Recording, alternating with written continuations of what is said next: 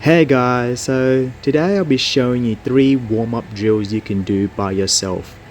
So normally when we're waiting around for our friends to come, this is actually the best opportunity to get yourself properly warmed up.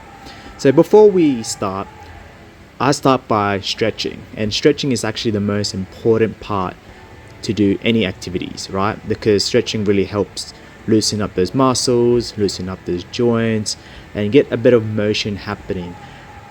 So right now I'm just stretching out my arms and legs. This is just the most common stretch you can do. You don't have to go extensive here. You can just keep it nice and basic. And this is my routine normally. I start off with these sort of stretches just to get myself focused, get myself ready and start the drills. Let's get to it. So the first drill that I'm doing right now is receiving the ball from the net. This is actually a real good way to practice your coordination, your eye coordination, your footwork, your hands, and just finding that sort of timing to actually pick up the ball. Because right now I'm not really focused on just one particular sport. I'm practicing in all different angles because I'm trying to imitate if this was an actual game. So as you can see, I'm moving with my feet, staying synchronized, really just focus on just picking it up and finding my own timing. So it's really good way to get warmed up. So the second warm-up drill that I'm working on is spiking. This is a really good way to loosen up the shoulder because my job requires me to sit down most of the time, so I'm really feeling that sort of pressure on my shoulders, and doing this sort of spiking drill really helps just to loosen up the sort of tension that's happening on my shoulders.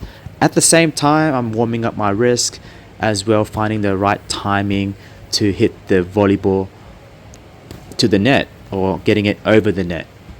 So right now, just finding my flow, finding my timing, and really getting synchronized of just hitting the ball. So we're up to our final warm-up phase, is setting the ball high, and this is actually a really good way to actually practice setting it high, because when you're first starting off you really panic and everything's just happening too quick, and you tend to set the ball really low for your spiker to hit. The chances it going over the net is very slim, so this is actually a really good way just to practice that and really imagine yourself in that sort of moment of setting to your spiker a nice high ball for them to hit.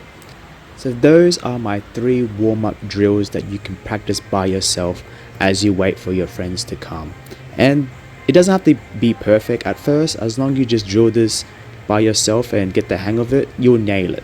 So guys, thank you, and I'll see you on the next content on 3 more warm-up phases you can practice by yourself. Take care.